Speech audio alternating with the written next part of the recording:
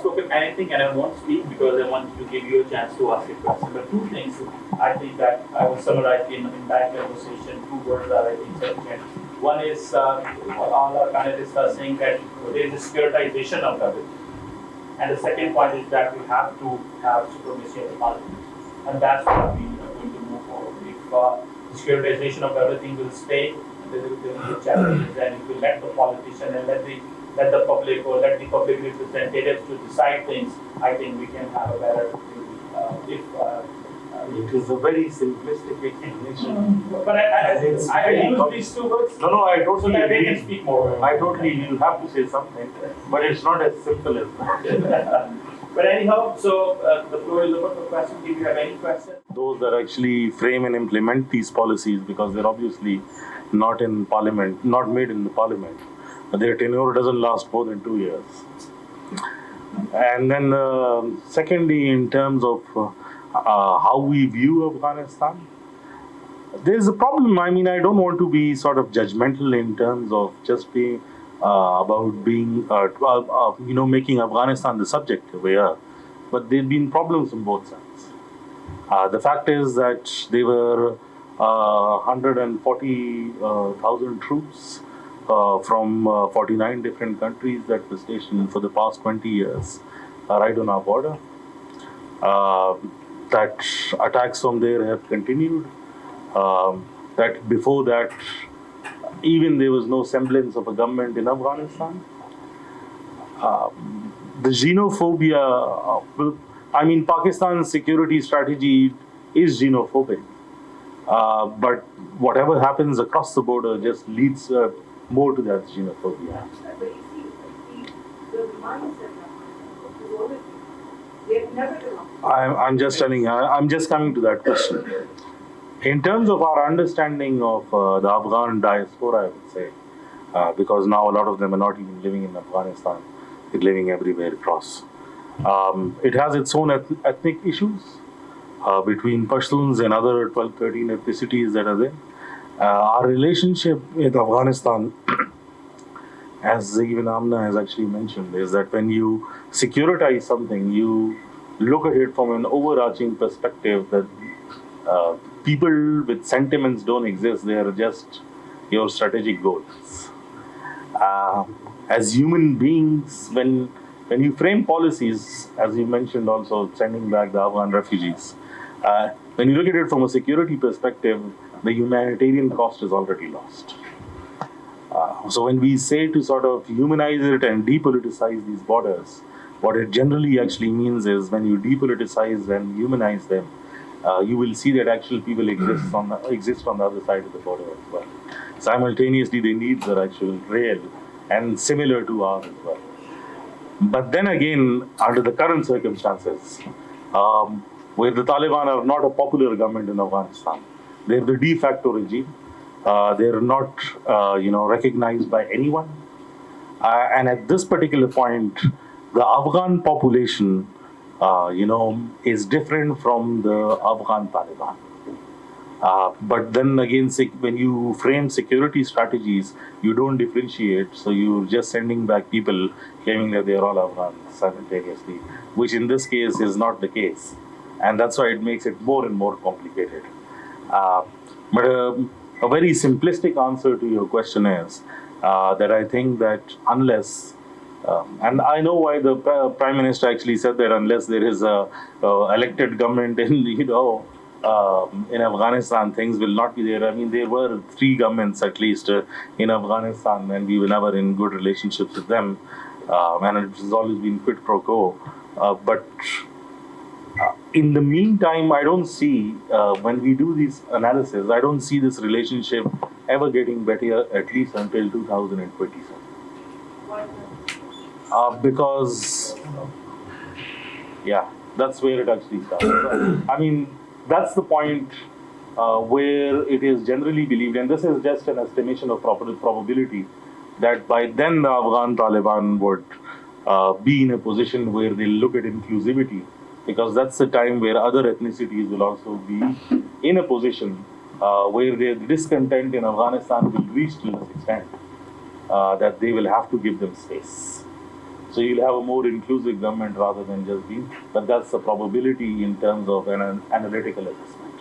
Whether it happens or what happens, we can build up various scenarios and we can say, tomorrow maybe Haibatullah is killed by ISKP and there's a black swan effect. And Afghanistan starts disintegrating with all the ministries that they have as fiefdoms. These are all assessments. But it's a difficult situation, I think, for any country to build relationships with Afghan Taliban. Zainab, right? My daughter's name is Zainab. Okay. I think we need to get out of this romanticism that, Afghanistan, the Afghans are tribals. No, they're practical people and they're a country and the nation and they've evolved. Therefore, you need to view them as a sovereign state. And I think there have been issues in the bilateral relationship, but to give you a very short and simple answer, simply, and I think I just stated it, that you don't have a bilateral agreement to engage with any dispensation in Afghanistan. These problems that I've talked about have existed for the past, 50 years? The border has always been a problem. But do you have any mechanism that you can go back to and try and solve the problems? No. And again, I think the mistake that Pakistan has made is that we have always had a very ad hoc approach. Today there's a problem with Kabul. Okay, put pressure on the refugees, we're going to send them back. Just to tell you, do you know the first time you decided to register Afghan refugees in Pakistan? 2005. That's the first time. And they've been coming officially since 79. So, again, I think we have to take ownership and view this relationship as an important relationship because it is, considering the social fabric and interdependence. And one point I'll say here is that, for the past, let's just say 40, 50 years, Afghans have been coming to Pakistan, living here. And I'm sure everyone sitting in this room, apart from the Pashtuns, us, others, you have engaged with Afghans, and Afghans have relatively been welcomed in Pakistan compared to, say, the policies that the Iranians have where they're, limited to certain areas and ghettos. Yet today, if you ask any Afghan, whether it's a Tajik, a Pashtun, an Uzbek, even the Taliban, they have nothing good to say about you. So clearly we have gone wrong in this relationship, both sides, and I don't have the answer for that. He's one of the finest experts on Afghanistan. Abdul Basit, any question? Thanks. So what I've gathered from the conversation is that Pakistan was the person and the question was able to live, the answer would have been in denial. All the problems are known, right? Some solutions are also known. So we are an overanalyzed, least understood phenomenon. Our problems remain structured. What I've gathered from all the panelists morning now is the problem is with the structure. And if the problem is structural, you can't adjust your strategies and then those fine adjustments will leave the reality will change. The reality doesn't change. And if you wake up to a new reality and do a knee-jerk response and you call it a paradigm shift, it's not a paradigm shift. It's not. So I think our problems are of our own country. So we are a victim of our confusions and contradictions. And if we want to change the reality to geoeconomics, there is no room for it because the room is so filled of unclosed, ongoing geopolitical transactions. And it doesn't leave the room for you to maneuver.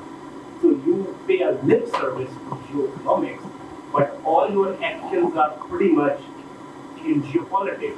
Ahmed Saab is right, but if you bring mullahs to power, you need mullahs and mullah diplomacy to solve the problems as well. Unfortunately. So we did what we did. I do not know what were we smoking. I need that whatever we were smoking because that's the finest quality that is there. Without accountability, I believe the Qamar and all our panelists, we won't be able to move forward. So those Einsteins who initiated the peace talks and did all this damage, all the damage, will we talk about it? Someone in the morning said that perpetual political instability is a national security issue. My question is, who creates that issue? Are we going to, and if that is a national security problem, we are in huge trouble. So we have been chasing our tail since morning, trying to eat it, can't eat it. we have a time. So structure first, realization, accountability, and then institutional. I think this is what Ahmed Saab referred to. Institutional influence and institutional inputs. Without that, you keep changing things privately, informally. You will continue to have the same problem. Thank and you. continue to change your taste. Thank you, Basa. So we have been asked to close the session. Sir, please. ये जो अफ़गानिस्तान की transit trade में हमें smuggling की apprehensions हैं, उसके लिए हमने कुछ एक्शंस लिए हैं जिस पे अफ़गान कुछ नाराज़ हैं। इसका सबसे आसान हल ये है कि वी टॉक टू काबुल और उनसे कहें कि जो अफ़गान ट्रांजिट ट्रेड में आइटम्स आ रहे हैं उन पे वही ड्यूटी लगाएं जो पाकिस्तान में है, यानी वो टैक्सेस इक्वल होने चाहिए, नंबर 1। नंबर 2, वो ड्यूटीज़ वो कराची में रिसीव करें, जहाँ पे सामान आके आगे ट्रांजिट के लिए चलना शुरू होता है वहाँ पे रिसीव की जाएं और ख़ुद अफ़गान गवर्नमेंट अपने लोगों को भेज दे, वो वहीं बैठ के वो ड्यूटीज़ रिसीव कर ले, उनको भी फ़ायदा रहेगा फाइनेंशियली और हमें जो स्मगलिंग का प्रॉब्लम है ये खत्म हो। Thank you very much, Ambassador.